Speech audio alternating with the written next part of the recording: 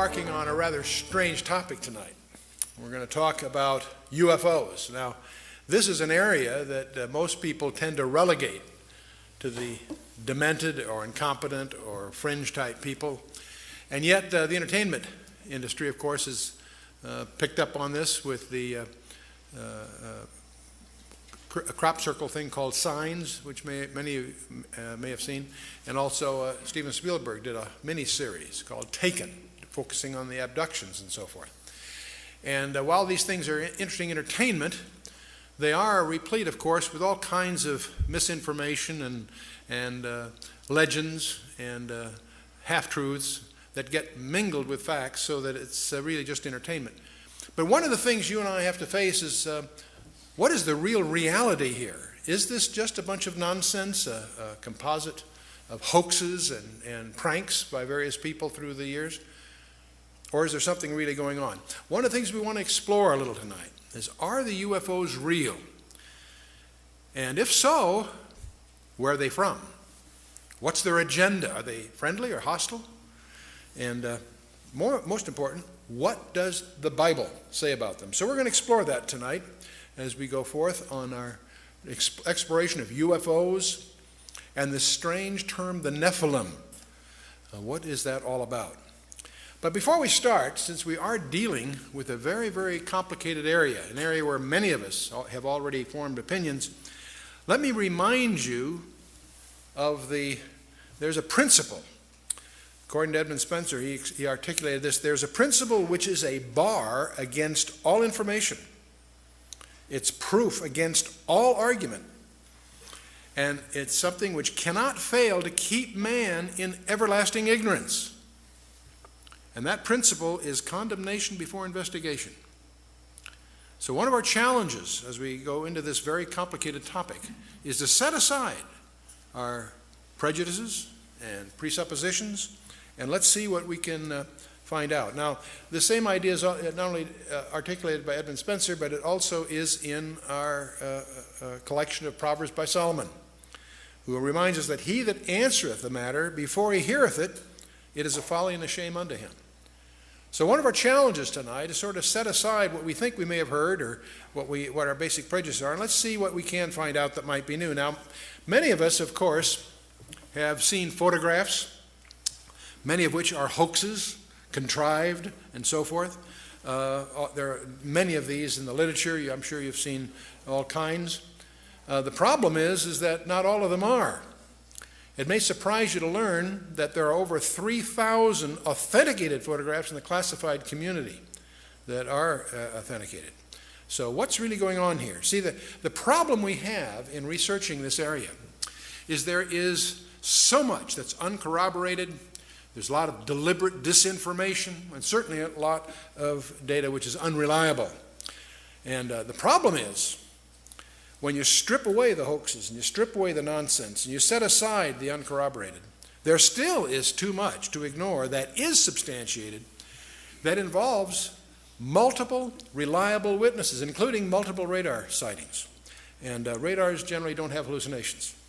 And this idea of being plotted simultaneously on multiple radars is something that should get our attention. And now, give you one example.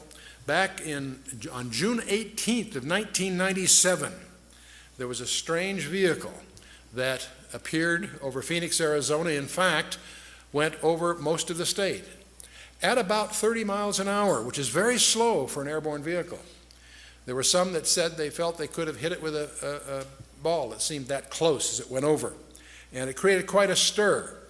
And on March 13th, there were sightings all the way from Casa Grande and Chandler all the way up through the northern part of the state, Prescott and so forth. So it wasn't just a local phenomenon. And it created quite a stir. Now, the governor of Arizona made a big mistake by treating a press conference the following morning lightly, as humor. And it didn't go over very well because people were upset because they were getting stonewalled by the government. Even though there were denials by the Air Force, they saw the fighter jets sortie after them and so on. So it created quite a stir. It wasn't picked up in the national media it was picked up, of course, substantially in the local media, that is in the state of Arizona. And one of the things that's strange about this is that it happened in March of 1997. It didn't show up until June 18th.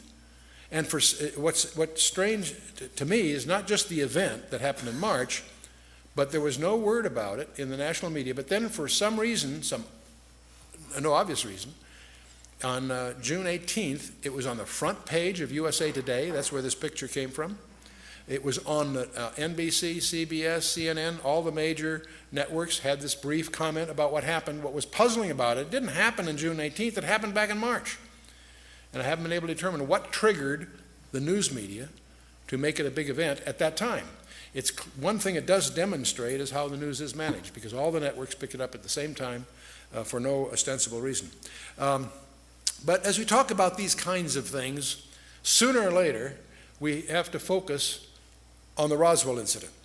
And many of you realize that approximately July 4th, a few days following maybe, some object, that's in 1947, some object landed near Roswell, New Mexico.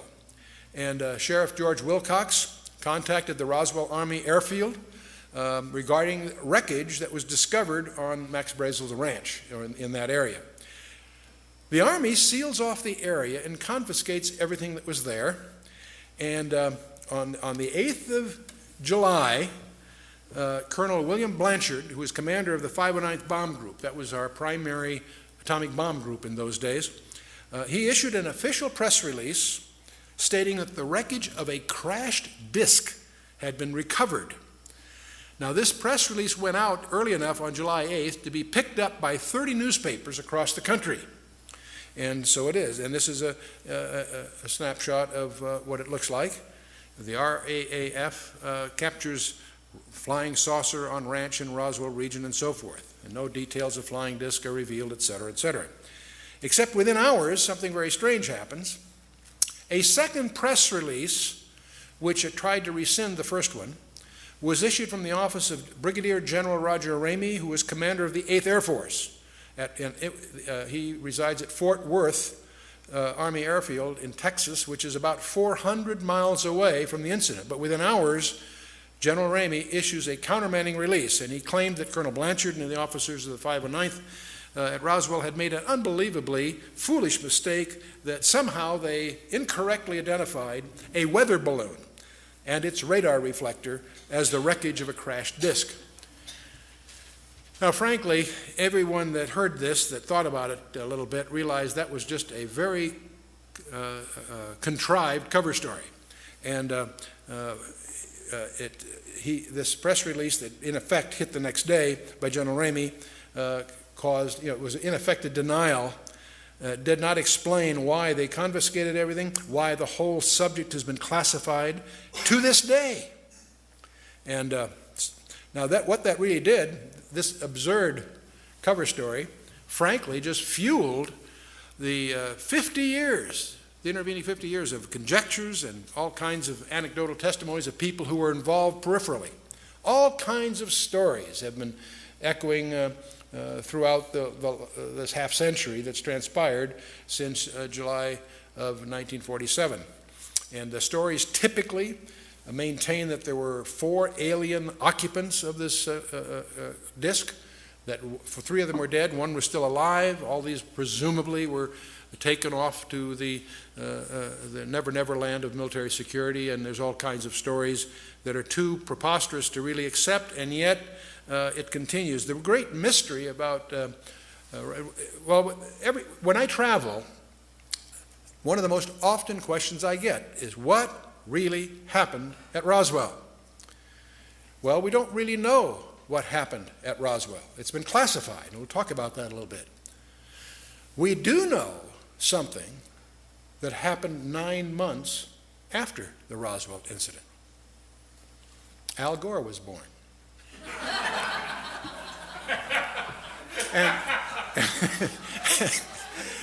And it turns out he really was. The Roswell incident occurred nominally about July the days following July 4th in 1947. His birthday is March 31st of 1948, and that makes it a cute quip, because every audiences always seem to enjoy that kind of a crack, and obviously I'm not being serious, that there's a linkage really. But in any case, there is one reason I want to dwell on this a little bit, because for 50 years people have conjectured what really happened there, and the Air Force has contrived one thin cover story after another over the years, each one sillier than the first, each one easily refuted by anyone that does a little homework.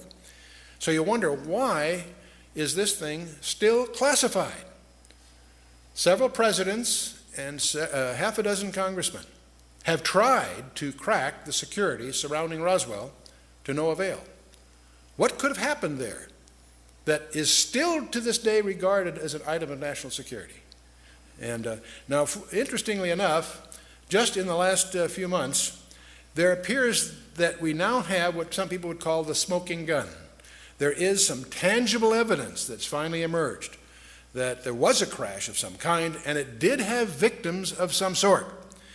You see, when General Ramey at Fort Worth issued that cover story, the press was present, and many pictures were taken.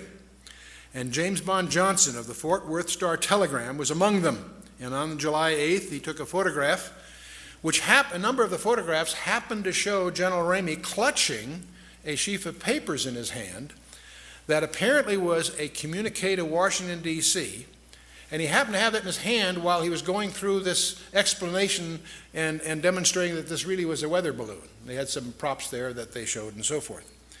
Well, it turns out that was in July 47. Since 1947, we've made a lot of progress in digital imaging technology. And this sheaf of paper that was photographed was analyzed with a digital photo scanner and enlarged and enhanced the words printed on the folded piece of paper.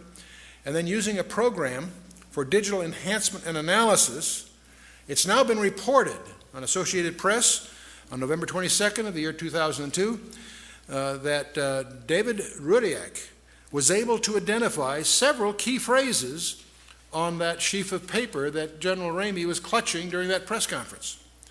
There's a phrase, the victims of the wreck, and also the phrase, in the disk they will ship. Lots of other words that were hard to, more conjectural is what they said, but the point is, here's a communication in his hand going to Washington that speaks of victims of the wreck and speaks of a disk that they're going to ship, while he's covering the story that Colonel Blanchard was all mixed up. This is just a weather balloon. So finally, the UFO researchers have something tangible to go on, because up till now it's been a spooky thing. Let's shift a little bit from 47 to July 19th through the 26th, about a week, in 1952. I happen to remember this vividly because in June 30th of 1952, I was entering the United States Naval Academy, so I was a plebe, a plebe at Annapolis when this was in the papers and much talked about at the time.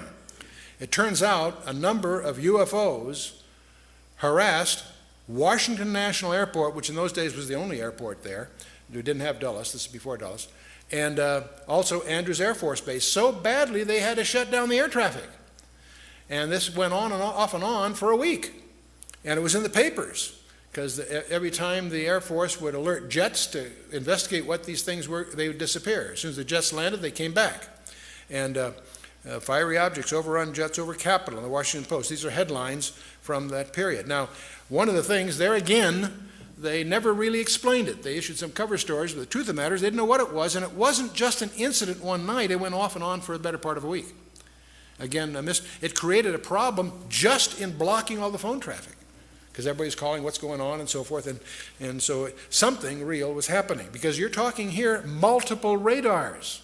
This isn't some impressionable, unprofessional observer. This was the air controllers at Washington National and Andrews Air Force Base, and never explained, at least not to the public. 1993, by the way, there are thousands of these things to select from. I've just picked a few that seem representative. Over in Mexico City in 1993, the population by the thousands were upset and disturbed by what went on. Seoul, South Korea, November 23rd of 1996. CNN and Reuters reported a huge cigar-shaped UFO that was televised for 10 minutes on national television.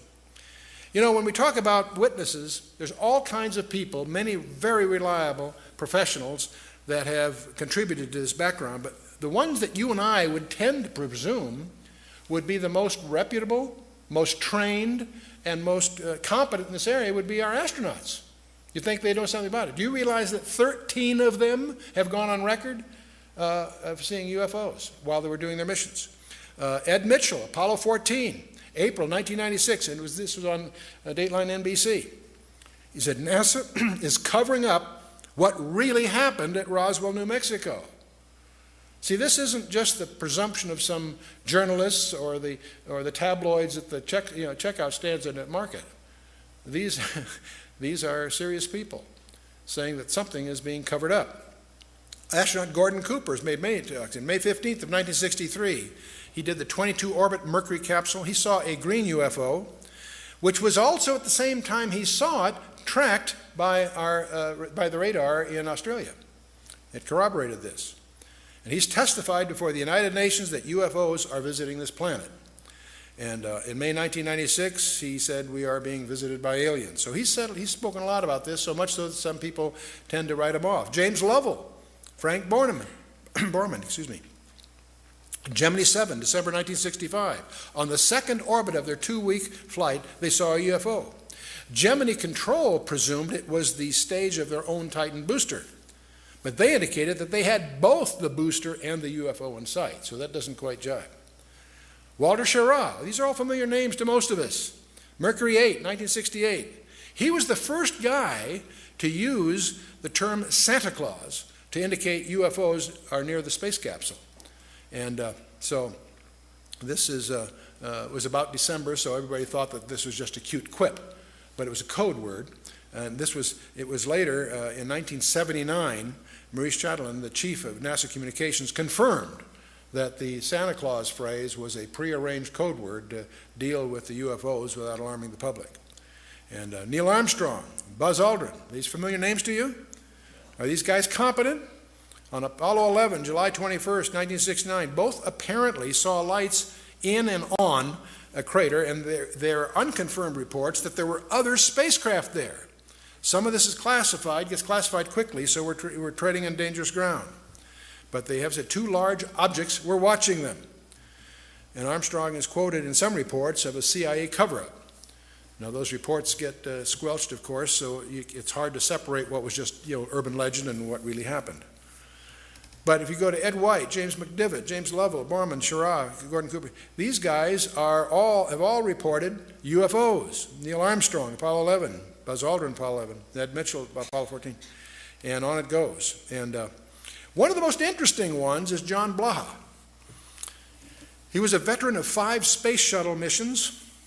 He also was a relatively recent resident of the Russian Mir space station. This a few years ago. March 24th of 1989, an amateur radio operator picked up an intercept. Said, Houston, this is Discovery. We still have the alien spacecraft under observation. And very impressive to listen to that soundtrack and hear the familiar voice say these rather strange things. So UFOs, we could go on and on. The main point I'm trying to do at this point, just indicate there are some people that you would consider competent and reliable in multiple names that are reporting these things are real. And I would not attribute all of these to hallucinations or being impressionable or what have you.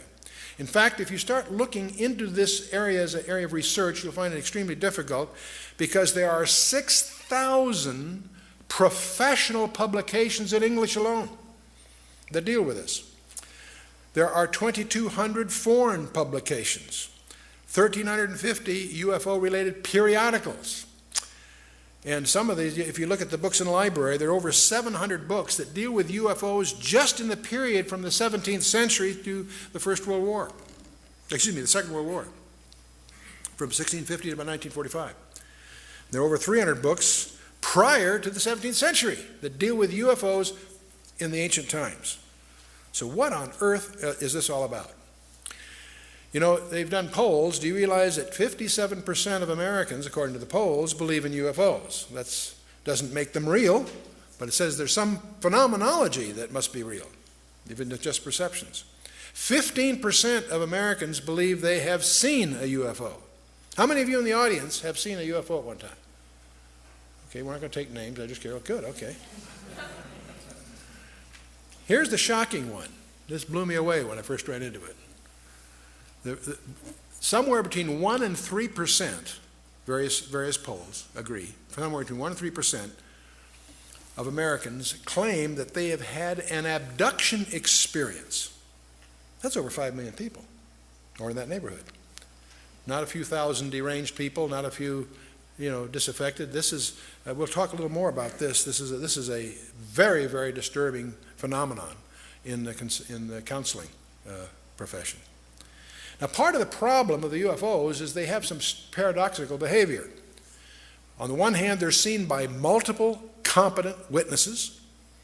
They are plotted on radar, sometimes multiple radars simultaneously. They leave tangible traces on the ground, sometimes radiation, evidence of burning, and other things. So they are apparently real in the sense of being physical, on the one hand. There are photographs. Sometimes they show up on photographs, sometimes they don't. But here's the problem. While they seem to be tangible on the one hand, they exhibit behavior that can't possibly be physical.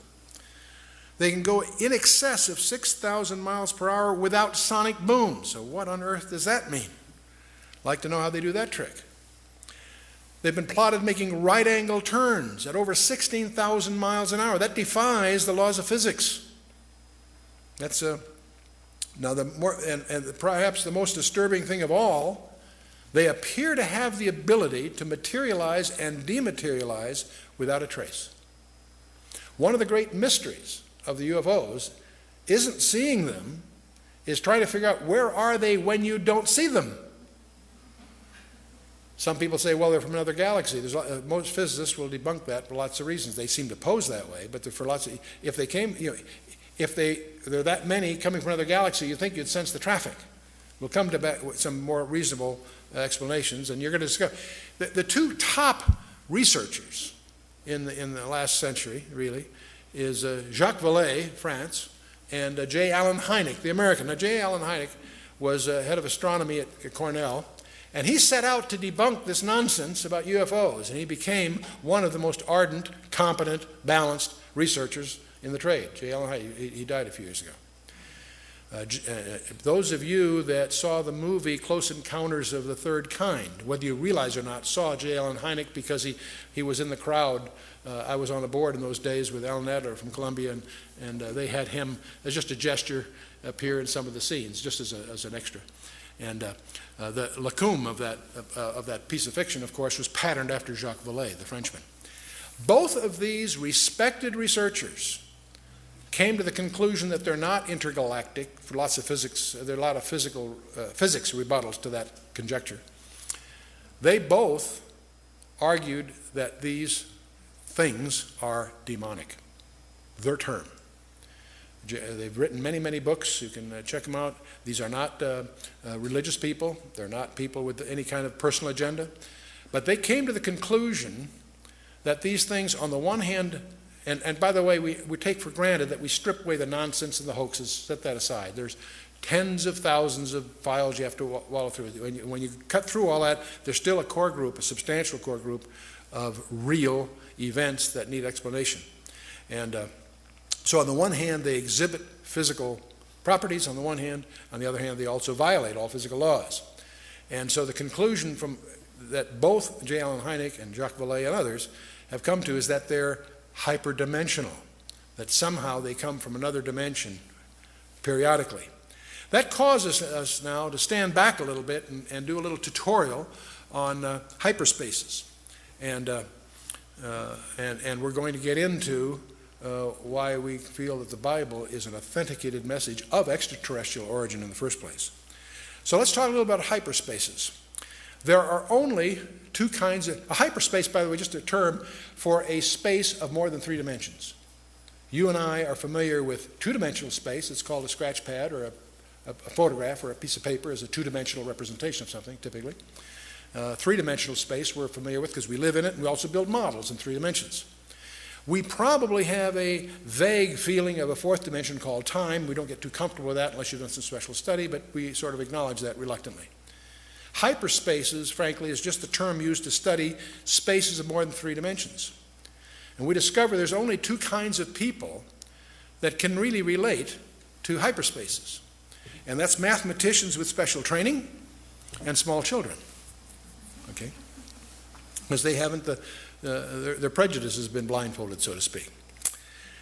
Now, the one book that is second to the Bible in its publication, all of us know the Bible is the most popular book in the history of man, but the second to that would be Euclid. And that's where most of us have been taught in school. And most of us, when we went to school, had trigonometry or plane geometry, same subject in a sense. We all know that a triangle, if you add up the angles of a triangle, adds up to how much? Anyone? 180 degrees, you betcha. So if I have a 30, 60, 90, it adds up 180. If I have a 45, 90, in fact, any triangle, if I add up the angles, it would add up to 180. Suppose, though, that my partner and I went out to a large field here, and we very carefully laid out with the transit a very large triangle, and when we got back with our figures, we added up the 3 angles, and it added up to more than 180 degrees. What would you conclude? That we'd messed up, huh? No, what have we encountered? Anyone? The curvature of the earth, exactly. See, if you take a course in navigation, one of the things that you'll have to get some background in is spherical trigonometry, where you can have a triangle with 90 degrees in each corner. And so, see, this little rule that we all learned, that a triangle, by implication, a plane triangle, a flat plane, adds up to 180 degrees, that's only true for a universe of 2 dimensions. So when you find that rule violated, it's a hint that you've encountered an additional dimension. And Dr. Einstein made history with that insight, because he was grappling, of course, with the nature of space, and he realized that length, mass, velocity, and time are relative to the velocity of an observer. In 1915, he generalized that, basically discovered that there's no distinction between time and space. And perhaps the most important thing from the general theory of relativity, we won't get in the math, of course, but is to realize that time itself is a physical property. You and I do not live in 3 dimensions. We live in at least 4. In fact, we now discover much more than that. But this idea that Einstein recognized as he grappled with the properties of space, that there's an additional dimension required, and he went to 4 dimensions to resolve the time issue. And his theory of relativity has been confirmed over 12 different methods to over 14 decimals. So it's no longer really a theory. It's well-accepted basis in certain fields of science. So when we need to go beyond Euclid, which of course deals just with 3 dimensions. And in June 10th of 1854, the most important lecture in mathematics was given by George Riemann. He invented a thing called metric tensors. And that tool that he developed proves to be one of the most profound tools in advanced physics. And it took over 50 years, in fact over 60 years, for Dr. Einstein to use that tool to develop his 4-dimensional space-time. And it's too bad that Einstein went to his death frustrated by not being able to solve certain problems, which if he had applied the technique going to 5 or more dimensions, they would have yielded. It took his successors to do that. Because in 1953, Kaluza and Klein both developed more than 4-dimensional models which integrated light and supergravity in a model. In 1963, 10 years later, Yang and Mills both developed what they call Yang-Mills fields, which reconcile electromagnetic and nuclear forces. That physicists are pursuing some way to integrate all that we know about the physical universe into a common model. And so as early as 1984, and it's still a current conjecture because there's still problems with it, but scientists now generally believe that you and I live not in 3 or 4 or 5, but in 10 dimensions. And If you read in this area, you'll encounter superstrings and such, and we have briefing packs on this for those that want to get into it more. The point being, we need to understand that the three dimensions you and I are familiar with are not all there is. There's more. Let's imagine you and I can't move up. It'd be futile for me to try to communicate 4, 5, 6 dimensions to us together without having more mathematical tools. But what we can do is we can go the other way, and it may stretch our horizons here a little bit. You and I are three-dimensional beings. Let's imagine a two-dimensional world. That would be like a large tabletop or a large flat plane. Now, let's imagine that two-dimensional world populated by two-dimensional people. You and I could come along and poke our finger through the plane of their existence. And what would they see? They would see a circle. They'd only see that which they could relate to in their universe. But if we as a three-dimensional being are putting our finger through that two-dimensional universe to the two-dimensional people in the two-dimensional universe, they would simply see a circle. Well, in fact, let's imagine that a ball fell through that two-dimensional universe. To the two-dimensional observer in that two-dimensional universe, he'd see from nothing to a point. It'd grow to a large circle, and then it would shrink back to a point and disappear. He wouldn't be able to relate to what happened because he doesn't have the insight of that third dimension. You with me so far? Now, if you had some other kind of a shape, say a tumbling cube, it also would go through, and it would take odd shapes as it passed through and then disappear. So one of the problems we have, suppose you and I are going to try to communicate a three-dimensional object to that two-dimensional world. How would we go about it? Well, there's a couple of ways. One would be to do what an architect would call projection. For example, if we had a cube, we could, in effect, shine a light that would give you a profile of that in 2 dimensions. And you discover very quickly that that works, but it's not too useful in letting the two-dimensional person understand a three-dimensional cube. So there's another way you could do it. You could take a three-dimensional cube and you could unravel it. You could take it and just unfold it and lay it out, and that would be a way to communicate to this two-dimensional person what this three-dimensional cube is like. But you'd quickly discover as you tried to do that, his understanding is likely to be incomplete. You say, Chuck, what's all this got to do with anything? Well, let's talk about a four-dimensional cube. That's called in mathematics a Hinton cube, and there are such things. The only place I know of it, it's called a Tesseract. That's an unraveled Hinton cube. This is a four-dimensional cube unraveled into 3 dimensions. You say, gee, what good is that? There's only one place I know of where this has actually been used constructively. And amazingly enough, it was by Salvador Dali. I never realized what a sophisticated mathematician he was, but in his Corpus Christi painting, he actually has Christ on a four-dimensional cube as a cross, implying his mastery over time as well as space. And I imagine there's probably not one observer in 100 that really understands the sophistication that Salvador Dali was demonstrating by this piece of abstract art. But that's a Hinton cube or a Tesseract, and that's the. But anyway, let's get back to hyperspaces then. The main point I want to get across: you and I live in 3 spatial dimensions, and that time is a physical property. That's very important to us in our ministry because we know that the Bible is an integrated message. 66 books penned by 40 guys over thousands of years. And yet it's integrated, and not just thematically. The very design of the text itself evidences integration. But what's mysterious about that integration also implies that the origin of that message is from outside the dimensionality of time because of the nature of its structure, its use of writing history before it happens, and so forth. So that's very important. Now, in particle physics, they talk about 10-dimensional strings as the nature of our universe. What fascinates me about that is that that's exactly what 2 Hebrew scholars back in the 12th century, predicted just from their study of Genesis 1, is that we live in 10 dimensions, 4 dimensions are knowable, and 6 are not knowable, to use their jargon. But in any case, the suggestion, it's the only one that we've encountered that really can reconcile what we think we know, is that the UFOs apparently are hyperdimensional.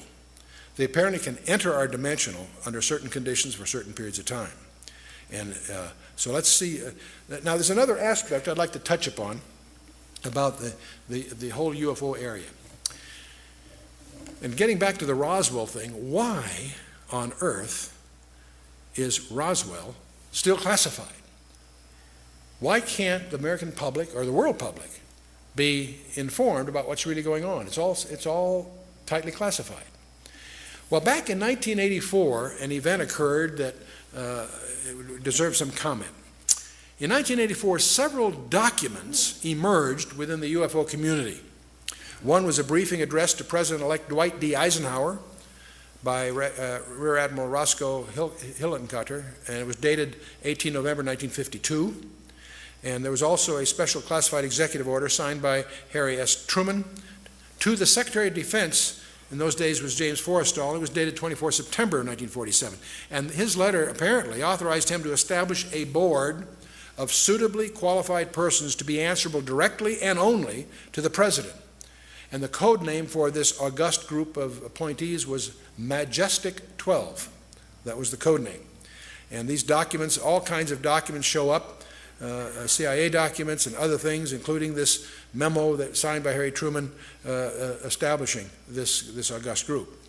Now, who were these group called Majestic 12?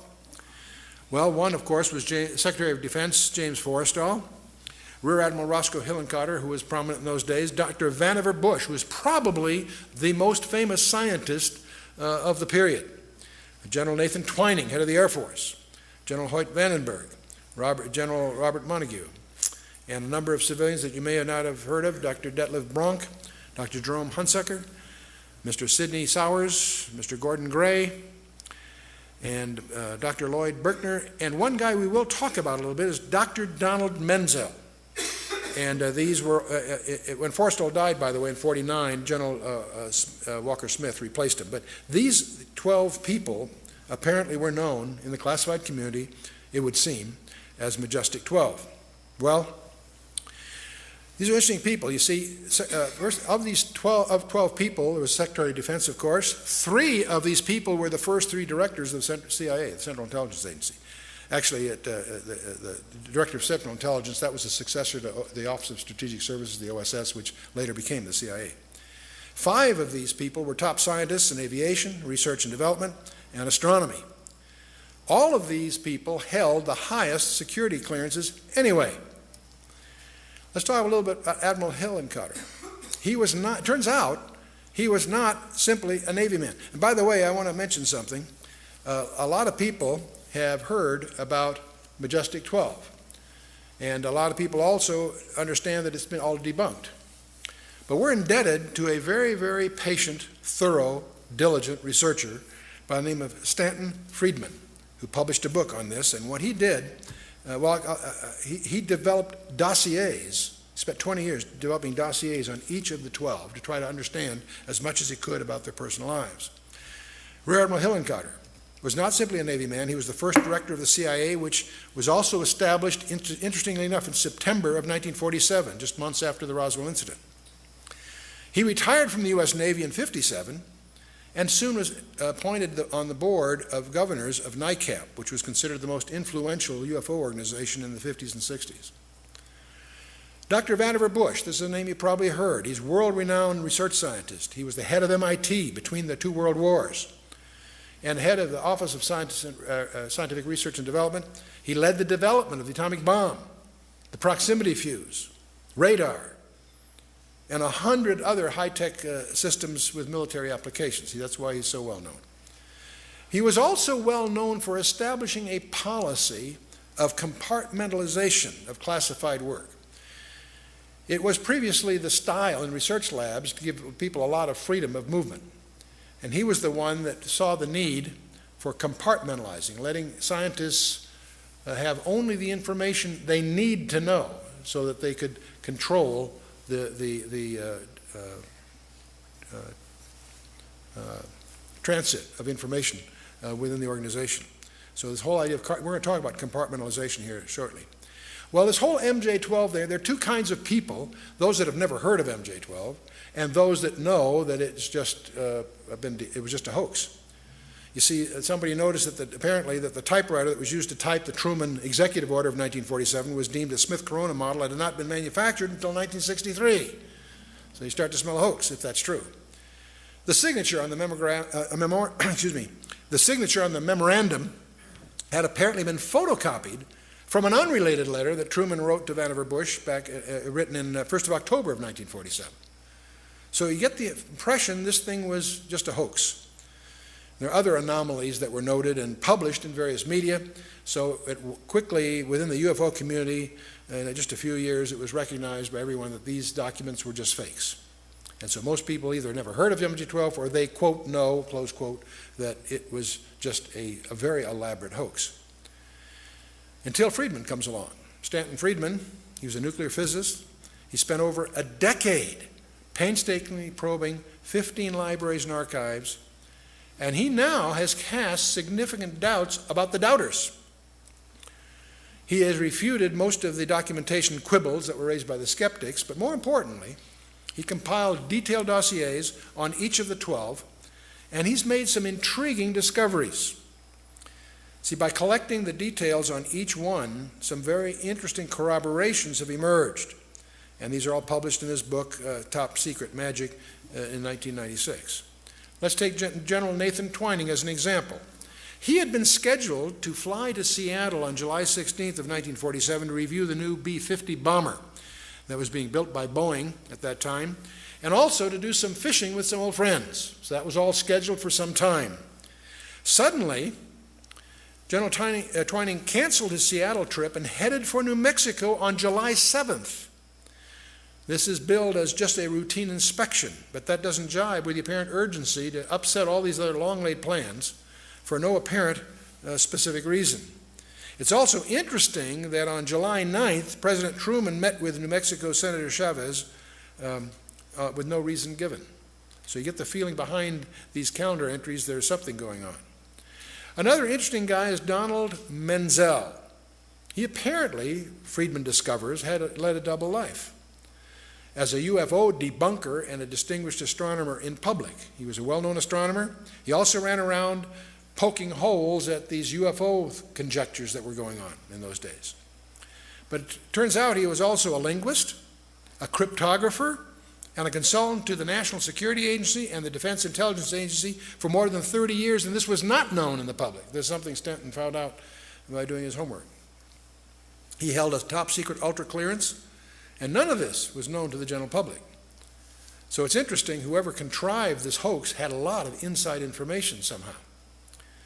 Now what's also provocative is Dr. Menzel, he gave some technical explanations disputing some UFO incidents that often were not scientifically defendable, especially for a guy like him who's a competent technologist. So it's strongly suggestive that he had a private agenda of disinformation as part of his job. So at this point, it may be useful to highlight, again, this is a little tutorial, which I'm going to call the anatomy of secrecy. How do you make something secret within the government or military community? Well, the first thing, you can define the content of what's going on as secret or top secret or whatever level is justified by the content of the material. If there's a contract, the content of the work can be classified secret, top secret, what have you. But let's assume you're really serious about making this especially secure. The other thing you can do is called compartmentalization. You can compartmentalize the project. Now, how do you do that? You make the existence of the contract classified. And these are usually in the intelligence community, and that's why they go by a nickname. They're called black programs from the intelligence side. These are great contracts to get because your competitors don't know they exist. So they're sole source, and they're considered attractive contracts. I have served as chairman of the board of 4 different publicly traded defense contractors. And several of these were companies that had their primary commitments in deeply classified work and obviously included compartmentalized programs. But I have to tell you, I was startled. I spent 30 years in the strategic community, both in the Department of Defense community directly and also, as I say, on boards and, of publicly traded defense contractors. And I have to tell you, it was late in that 30-year career that I discovered, much to my amazement, there is another level of security, and that's where you make the existence of the customer classified. And I was in one of those projects, and it was a very, very strange meeting. We had our little company that was publicly traded, but not a large company, was competing for a particular procurement, and the head of that particular division asked me, as chairman of the board and controlling shareholder, and so on, to be present in the meeting, along with our banker. The vice president of First Interstate Bank was there, and as we in this conference room, 3 guys come in with business cards and give us their business cards, High Technology Research Associates or something like that, but quickly explain that that's just a cover, and we're not surprised. That's what's known as a cutout, a shell corporation that they're using for certain purposes, and they explained to us that. We're down to 2 companies, ours, which is a smaller company, and another large company. One of the 2 companies is going to get, this is like on a Wednesday or Thursday, on Monday, one of these companies will be phoned and get the contract. And we're in the running. Okay, that's exciting. But then they explain that they're very embarrassed because we'll get a verbal okay on Monday if we win, but we'll have to start work right away to make the timing, and they won't be able to get paperwork to us for maybe 60 or 90 days. They're embarrassed, but it takes that long to get the kind of paperwork we need. And so the problem is we're going to have to start on a verbal go-ahead before we have paper. And the problem with that is that they looked at our financials, and we weren't that financially strong to undertake that kind of a commitment. And so that's why they wanted a banker there. And so they said, could the bank extend? I think we had a credit line in those days of, I think, $4.5 million. It would take another $1.5 million to make us presentable for this purpose. And so they asked the bank if the bank could increase our credit line for $1.5 million. The banker very naturally said, "You don't tell us who you are, and you won't tell us what it's all about." The answer is no. And so we're at a stalemate because, as it stood, we wouldn't be qualified. And I turned to the vice president of First Interstate Bank and says, "You people have my personal financials." In those days, I had money. That's before I got in my project with the Russians. But anyway, that took me down. But the point is, in those days, I had a net worth. I says, you have a net worth. If I guaranteed the incremental loan, would the bank willing to go along with this? And he said, I can't. He says he didn't have the authority, but we go downtown. He says that they'd probably go along with that. So I turned to the customer. I says, if I can pull that off in the next 24 hours, would that suffice? And they said, sure. So that's exactly what we did. I went downtown the next morning to First Interstate Bank. We signed some papers, and I guaranteed an incremental $1.5 million on the existing $4.5 million loan on that Thursday or Friday, whatever it was. And that Monday, we did get a phone call, and we won this contract. And that was it turned out to be the electronics for the B-2. And it was 18 months later that whole project got transferred to Northrop. But prior to that, it was in an organization whose existence is classified. And so it startled me to discover that there's a whole procedure. There are cost recovery procedures, there are courts, there's all the necessary infrastructure to make this all work is in place, and it's all highly classified to protect even the existence of the customer. That's the third level, if you will. You follow me? Well, one of the things that I want to, when you start talking about this with that kind of a structure, how do you also really protect something that you're trying to keep secret? And one of the things you can do is have an active disinformation strategy. You not only keep it secret, you publish things to keep people from understanding what it is, discredit it or whatever else. And we did that, for example, in the Manhattan Project during World War II. The very existence of our atomic bomb project, the so-called Manhattan Project, was hidden under a whole bunch of other cover stories and pseudo-projects. You went through certain doors, there were projects going on that really had nothing to do with anything, they were just a cover, to hide what was really going on. Active disinformation. And one of the things I personally suspect is that's exactly what they did with MJ-12. It's very possible that they surface documents that have flaws in them, knowing that after a few months, few years, whatever, the diligence of researchers will discover that that couldn't have been that typewriter, that really isn't Truman's signature, whatever. So everybody knows that MJ-12 is just a big hoax. What a perfect cover. Ask anybody that's in this community about MJ-12, and they'll shrug it off right away. Oh, that's that hoax that surfaced in the 80s. Really? What a perfect cover.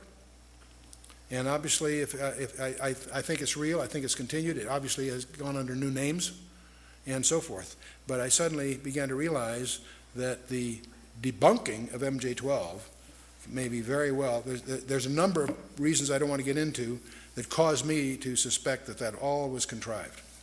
There have been some others like that, incidentally. So there's a continuing mystery. Why is somebody going to all this trouble to hide, for example, the Roswell stuff from after 56 years, whatever it is, 57 years? 2 presidents, 4 congressmen failed to penetrate the security surrounding the UFO-related issues. That's strange. By the way, a Canadian embassy inquiry was rebuffed in Washington, D.C.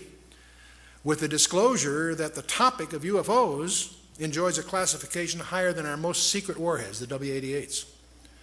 They made an inquiry and they got turned down, but they made a mistake when they turned it down because they disclosed the fact that what they were after, which is some UFO information, was classified more highly than our weapon systems. Why? And now, by the way, just as we have Roswell in the United States, in England they have the famous Rendlesham Forest incident. And this is kind of interesting. On December 26th and 27th, the day after and then the next day of Christmas, in 1980, there's a forest that's right next to a U.S. air base and a Royal Air Base at Woodbridge in Suffolk, England. And in that forest, twice, 2 evenings in a row, a UFO landed. And it was seen 2 nights in succession. It was tracked on radar by many of the military sites around there. Many people were involved. They rolled out what they call light-alls. That's like a car-drawn trailer that has bright lights for various outdoor projects. They had that all set up when they landed. It was apparently scheduled somehow. And this was reported by Deputy Base Commander Lieutenant Colonel Charles Halt in a memo that was classified on both sides of the Atlantic. But a copy did get leaked out. And so just as we have our Roswell mystery, in England they talk a lot about Rendlesham Forest. What really happened there? There are lots of people involved, military, enlisted and others. So out of that have come all kinds of stories. Many of them are too afraid to even talk about it, others that share incidents, and they're very, just as they're bizarre tales about Roswell, there's even more bizarre tales about Rendlesham Forest. Well, the good news is the UK government has announced last few months that the Rendlesham file is going to be released. They're moving towards a Freedom of Information Act kind of posture, and apparently the Rendlesham Forest files, which have only been seen by about 20 people, up until the release, and we're moving into a day when some of these mysteries are going to be revealed. Now, another thing that comes up when you talk about these topics are crop circles, and this might be a good chance for our TV people to change tapes if they want. So why don't let's take a 5-minute stretch break and let them collect themselves, and we'll pick up crop circles and some subsequent things following, okay?